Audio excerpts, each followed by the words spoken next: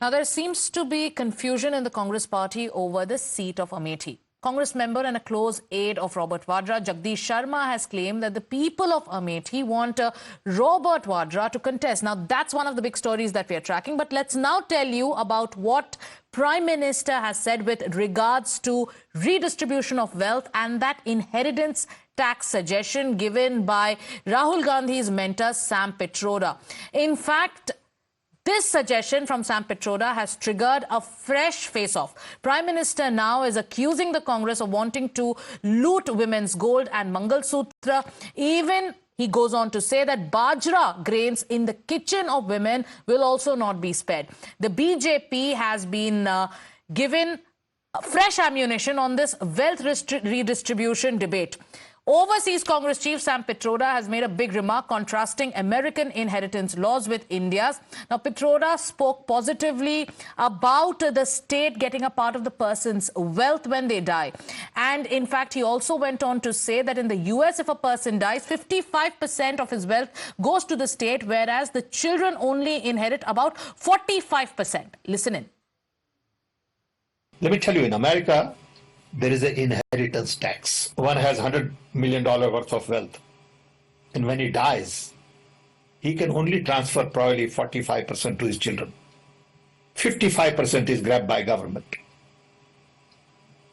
Now, that's an interesting law. It says, you in your generation made wealth. You are leaving now. You must leave your wealth for public. Not all of it. Half of it, which to me sounds fair. In India, you don't have that. If somebody is worth 10 billion and he dies, his children get 10 billion. Public get nothing. These are the kind of issues people will have to debate, discuss. Now, Prime Minister Narendra Modi has slammed that idea and has escalated his wealth redistribution attack. In a rally in Chhattisgarh, Prime Minister Narendra Modi said that Congress wants to loot the people of India when people live and even after they pass away. Listen in.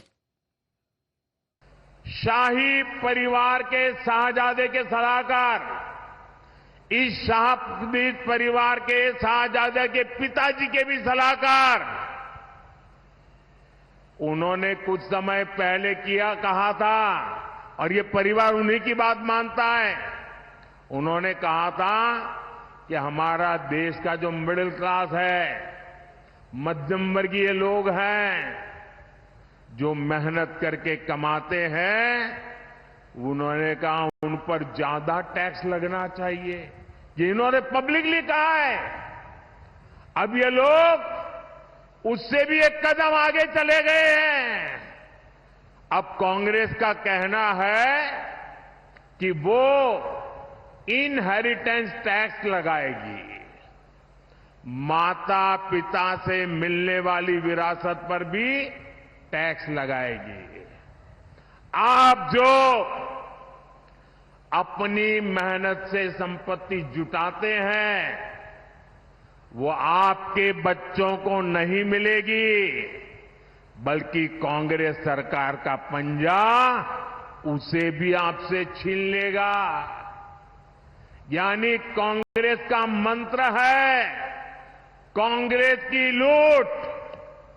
Congress का मंत्र है कांग्रेस की लूट, जिंदगी के साथ भी और जिंदगी के बाद भी। Now, this inheritance tax suggestion by Sam Pitroda has escalated a nationwide debate. We spoke to people on the ground. In fact, in Varanasi, we asked people what do they think about this suggestion of inheritance tax. Listen into what they had to say. Rahul Gandhi के सलाहकार रह चुके Sam Pitroda के बयान पर अब विवाद शुरू हो गया है। बीजेपी अब इस मामले को लेकर समूची कांग्रेस को घेर रही है और इसे लेकर आम जनता की क्या राय है, उसे हम जानने की कोशिश कर रहे हैं कि आप सैम पित्रोदा के बयान को आपने सुना होगा। जिस तरीके से संपत्ति के अधिकार को लेकर ये बातें कह रहे हैं, तो ऐसे में उस बात को लेकर बल मिलता है जिस बात की आशंका प्रधानमंत्री नरेंद्र मोदी जी ने राजस्थान के अपने भाषण में कही थी। देखिए, 100% प्रधानमंत्री हैं और प्रधानमंत्री विपक्ष के सारे डीएनए को समझते हैं कि विपक्ष का डीएनए कहां से आया है और विपक्ष के डीएनए में कौन कौन से लोग हैं। ये कहीं ना कहीं वही पूर्वी सभ्यता से संचालित लोग हैं। अगर सैम पित्रोदा ने ब्रिटेन या अमेरिका का जो हवाला दिया है कि जो 45% उनके बच्चे को 55% सरकार ले लेती है, तो ये सेम चीजें इनकी चलती है। ये जब कांग्रेस 1835 में बनी, जब 150 साल या क्या उनका इतिहास है, तो वो बनाया अंग्रेज ने, तो अंग्रेज अपने नियम को लागू करेंगे तो घुमा फिरा के वो ऐसी ही बात करते हैं और आदरणीय प्रधानमंत्री जी उनके नस को पकड़ चुके हैं। जी देखिए भाई साहब, सबसे पहले मैं ये बता दूं कि जो देश की पूरी जनता देख रही है, पिछले 7 साल 8 साल 10 सालों में जो भी विकास देश का हो रहा है, स्वयं बनास का भी हम लोग विकास इतनी तेजी से देख रहे हैं, तो हर जनता के दिमाग में सारी चीजें बसी हुई हैं और सब जनता देख भी रही है।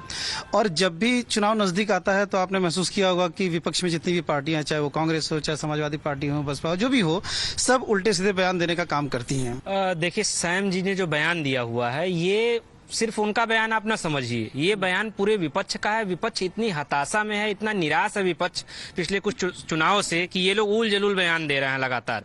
ये सिर्फ उनका नहीं, कांग्रेस का, समाजवादी पार्टी, जो भी विपक्ष की पार्टियां, सभी ऐसा सोच रखती हैं किसी प्रकार से भी बीजेपी को तोड़ दिया जाए, बीजेपी का खत्म कर दिया जाए, लेकिन ऐसा कुछ होने वाला है नहीं। Now, the Congress attempted to distance itself from what it said. In fact, the Congress went on to say that Sam Pitroda's comments on inheritance tax were his personal views. Now, Pitroda also himself attempted to clarify.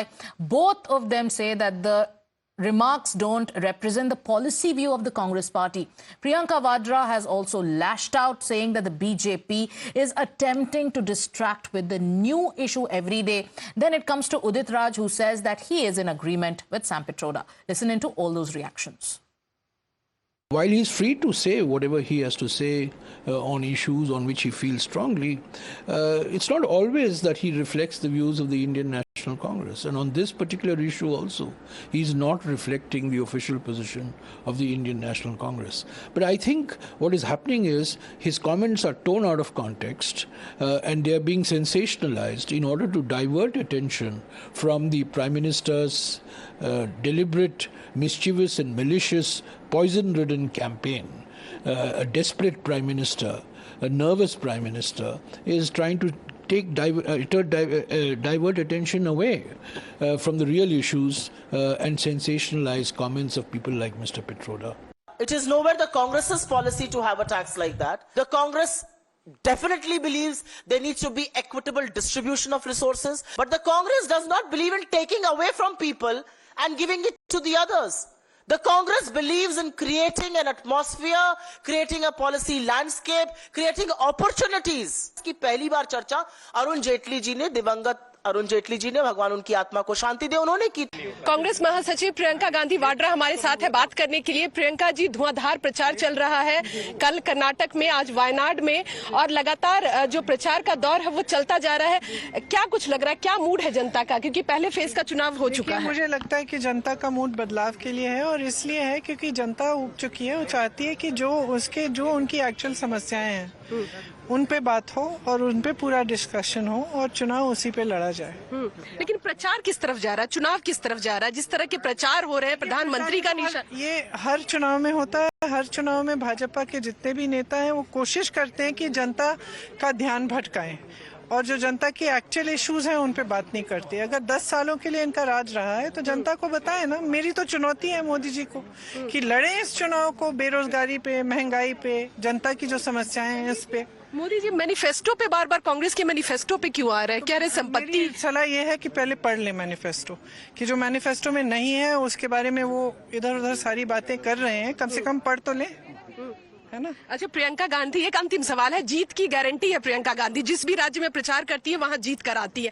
तो रायबरेली से क्या प्रियंका गांधी इस बार चुनाव लड़ेंगी? क्योंकि ये सवाल बहुत ज्यादा आ रहा है। प्रियंका गांधी हमारे साथ बात करते हुए, और उनका कहना है कि प्रधानमंत्री मैनिफेस्टो पर जो सवाल कर रहे हैं, पहले कांग्रेस का मैनिफेस्टो पढ़ ले, और कहीं ना कहीं ध्यान भटकाने की कोशिश की जा रही है, और प्रचार हर बार इसी तरह का होता है। ये भी कह रही है और चुनौती दे रही है प्रधानमंत्री को। सैम पित्रोदा जी ने एक स्टेटमेंट दिया है कि अमेरिका में जो प्रोग्रेसिव टैक्सेशन सिस्टम है, मरते वक्त या मरने के बाद जो संपत्ति छूट जाती है, बची रह जाती है, उस पर टैक्स है। तो बीजेपी को इसमें परेशानी क्या है? बीजेपी के लोग अमेरिका जाना ज़्यादा पसंद करते हैं।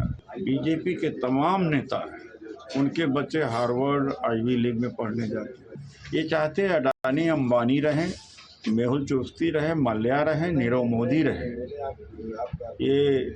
ये चाहते हैं। दूसरी तरफ गरीब और गरीब हो। पहले 36 करोड़ या 26 करोड़ गरीब थे, अब 80 करोड़ गरीब हो गए।